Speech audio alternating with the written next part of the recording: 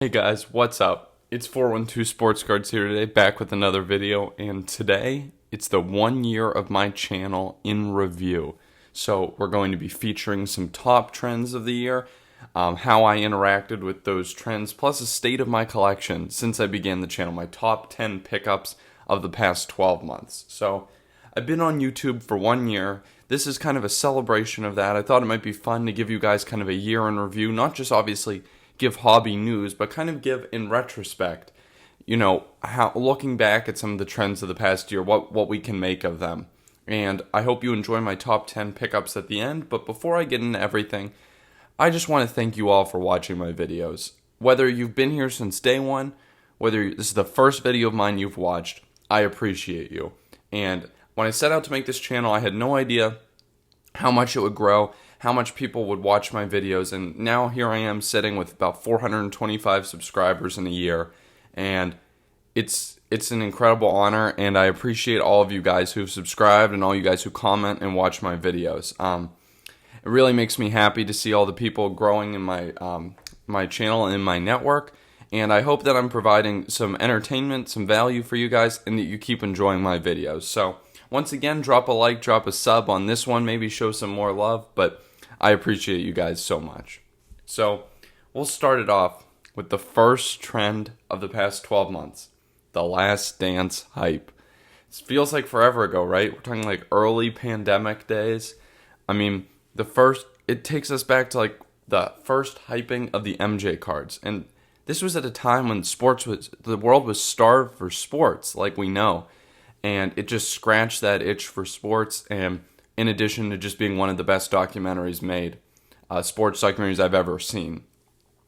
In my eyes, this was kind of the beginning, I guess, of the huge card boom that would happen post-COVID. Like, around the time The Last Dance debuted, prices were still down from February, I think, or from February highs for most people.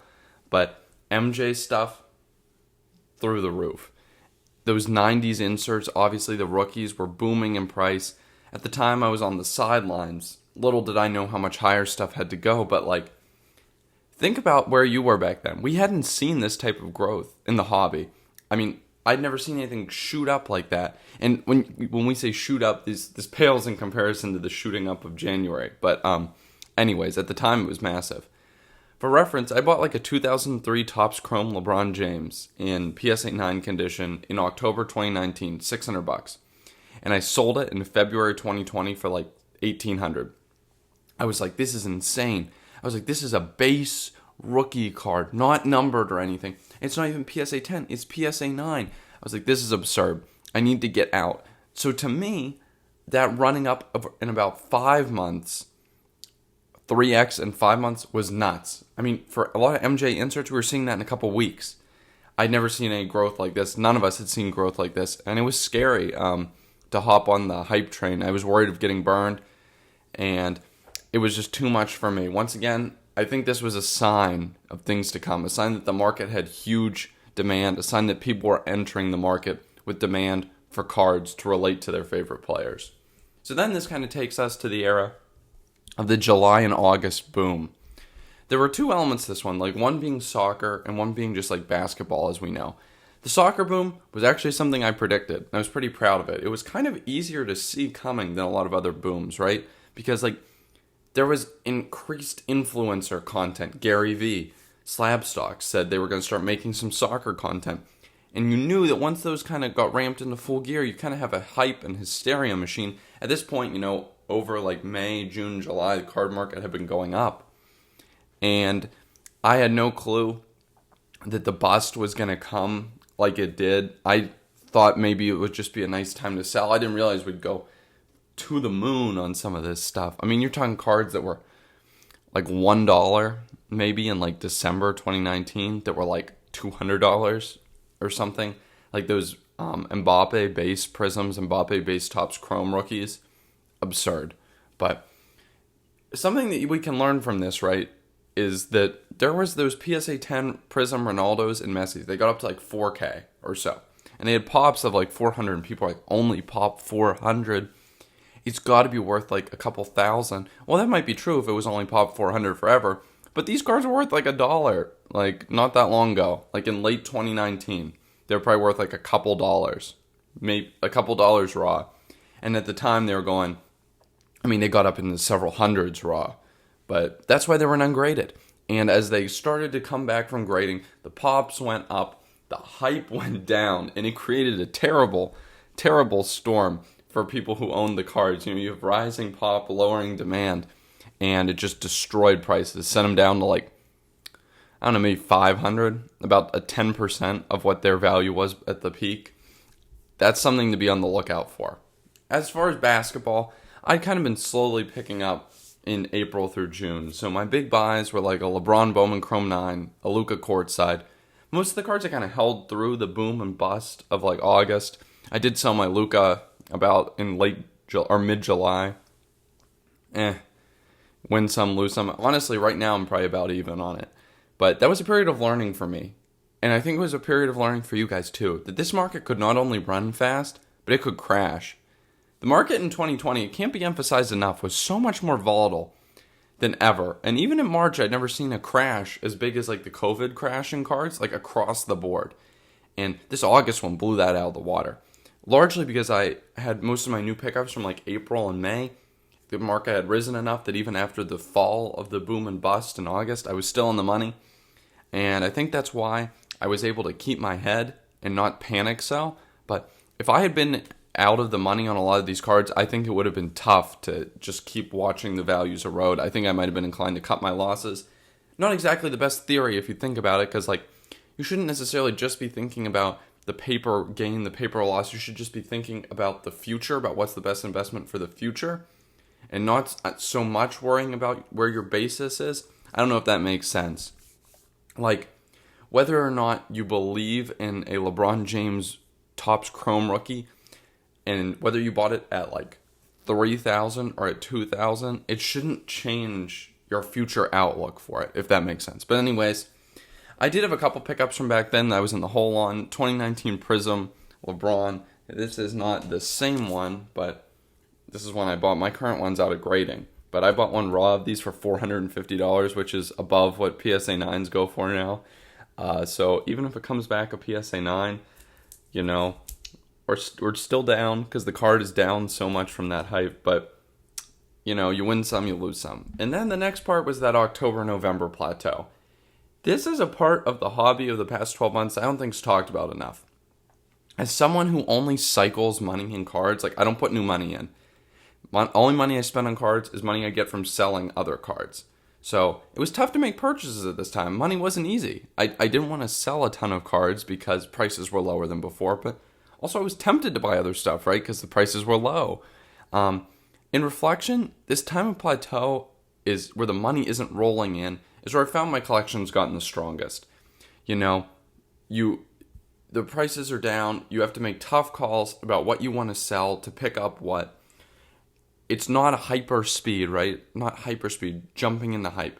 You got the time to sit and to be methodical about what you're buying. You're not pressured by hype or any of that.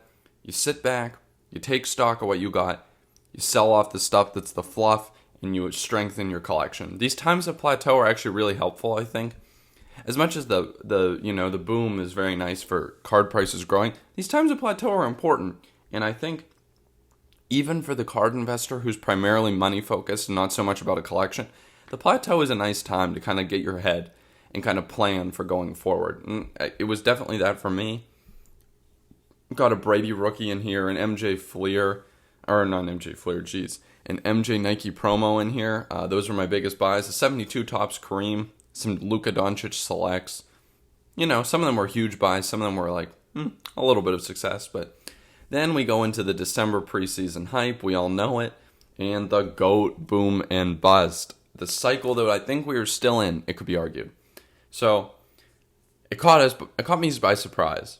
At the front end of it, I was like, yes, finally the GOATs are reaching the valuations compared to the modern guys that are making sense. And perhaps I should have taken note that the speed of that correction was awfully similar to August. I feel foolish for not seeing it. I mean, my MJ Fleer went from like 800 in October, or my MJ Nike promo went from like 800 in October to like almost 6,000 in like late January, early February. It's down like 2,500 now. I should have seen that growth was like August and was insane. It was even more than August.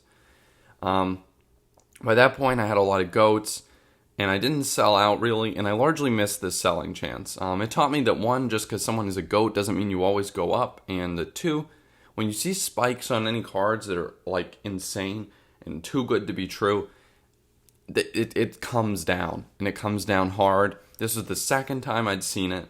I failed to capitalize on it. If it happens a third time, you best believe I'm not making that mistake again. And I hope you guys aren't either. That's just something to be aware of. And overall theme that's been underscoring this entire year is that base grew in hype, right? As new people came in, they flocked to base. But base pops are higher than they've ever been.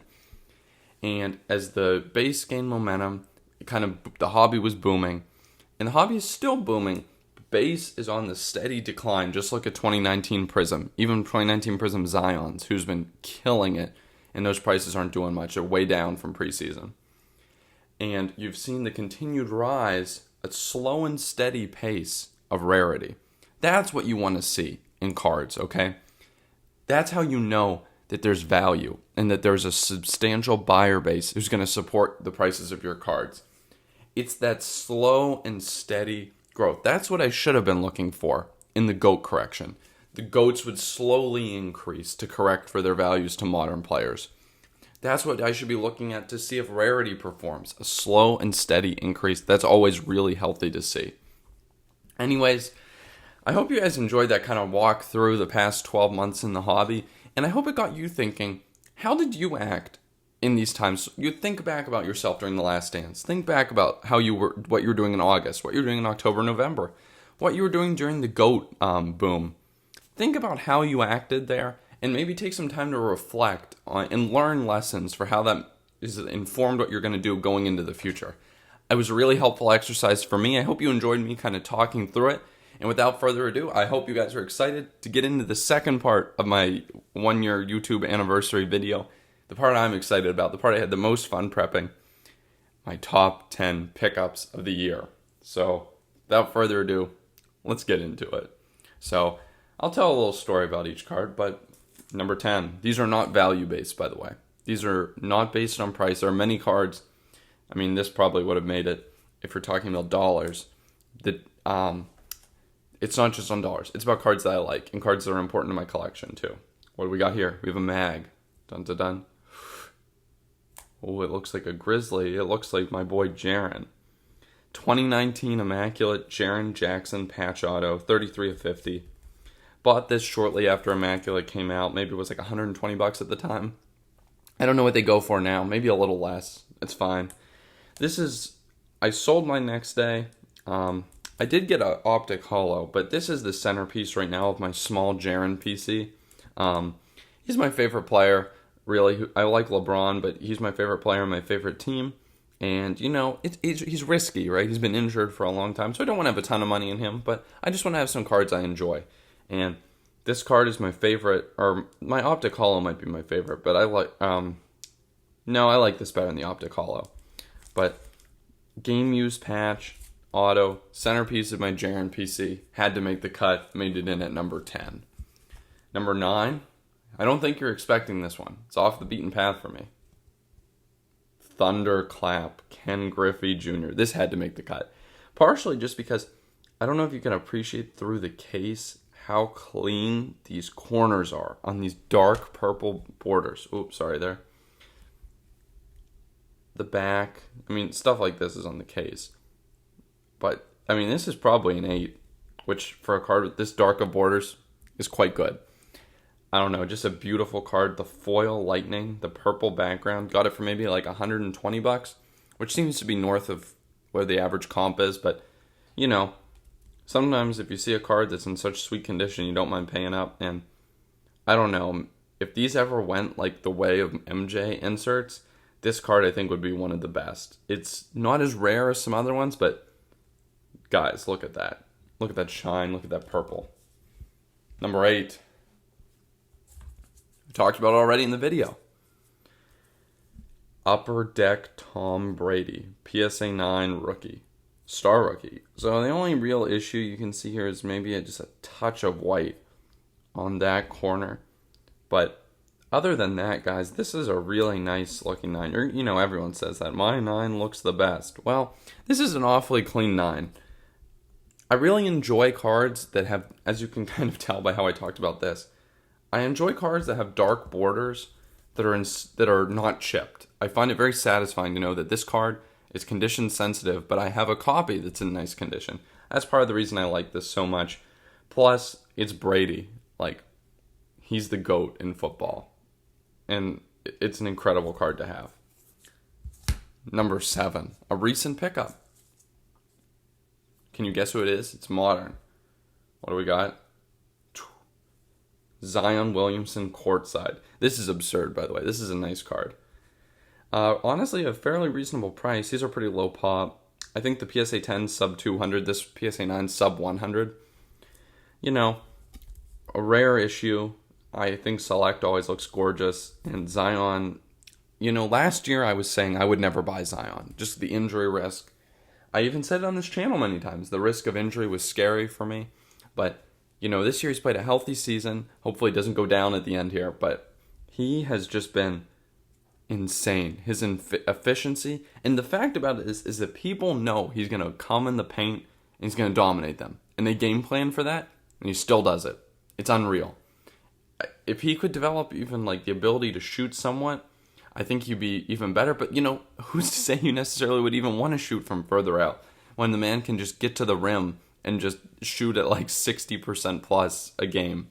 It's insane. He's so good. I'm really excited to have this one going forward. It's a nice piece to have just to, have a little bit of the action on Zion. I love it too. It looks awesome. So now we have made it to the top 6. These 6 are in a league of their own for me, just in terms of how much I like them. And here we go. You guys might know some of the ones that are coming.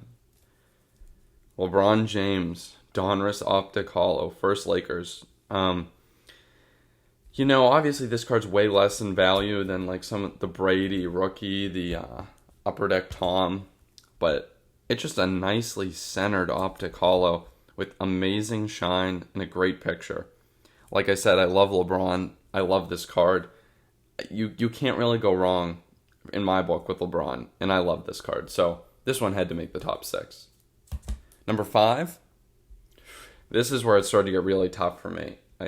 It was hard for me not to have this higher than 5. I wanted to have this higher than 5, but it was just too tough, the competition. Second year Crosby patch auto from the Cup. Logo patch. It's like the glove that the hockey glove the Penguin has on the stick. He has such a cool auto. Logo patch. Second year the Cup. Numbered out of 75. Rare auto patch. Crosby game used. Guys, I love that stuff. Okay. It gets even tougher here. Some of you might be shocked I have this low, but number 4, my Kobe auto. 1998 Topps is a really early issue. I think it might be his first solo pack pulled auto. I think he has a dual before, or maybe one a high school uniform or something, but NBA uni, signed Kobe, a little streaky there. It got a 5, which you might be wondering why the heck did it get a 5. You see these little spots? Those are the reasons that it got a 5. I mean, the corners, are they perfect? No. Are they 5s? Certainly not. But Kobe auto, I think, is so important to have in my collection going forward. Holding on to this one for a long time. He just wasn't my favorite player. I didn't watch much Kobe, so that's the only reason he's so low. And by 4, But number 3, my LeBron Bowman Chrome. Ever since my first basketball card I think I ever bought was a LeBron Bowman paper, PSA 9 in 2018. Ever since, I've kind of been hooked on these Bowman and Bowman Chrome LeBrons. I don't know. I like these blue borders, like I said, that are condition sensitive. You got black up here. Sometimes tough to find centered. And just a nice, cheaper option than the Topps Chrome. And I don't think it looks bad at all. I actually kind of like it better. I'm not going to lie. It's a pretty cool card. Number 3. Number 2. MJ Nike promo. Bought this in October. The only reason it edged out like the Kobe Auto and the LeBron Bowman Chrome is just because it's so fun for me to display. It's big, which honestly most of the time is a detriment, but like it's an advantage for me here just because it's so fun to show off. But yeah, number 2, I don't think I'll be getting rid of this either. Like these top cards are going to be really hard for me to part with. I mean, unless I like went to a show and made some sort of a trade. But now for number 1. Dun da da. Hank Aaron, PSA 4 rookie. 1954 Topps. I cheated a little bit here. I'm not going to lie to you. I cheated a little bit. I think I got this the last week of March. So it was like a year plus like 2 weeks to include this one. But I couldn't not include this just because it's my favorite pickup of like the COVID era. Which is basically the same as my channel's era. Is it the cleanest 4 you've ever seen? No. But is it an awesome card? Oh yeah. This might be one of my favorite designs of a card ever. It's just so iconic. A rookie from the 50s, Hank Aaron. I couldn't be more excited about it. So, those are my top 10 pickups of the year. I hope you guys enjoyed. Let me know if you got any videos for my next video to kick off my second year on YouTube. You know, just let me know. Drop it in the comments, and I appreciate you guys so much. I'll catch you next time.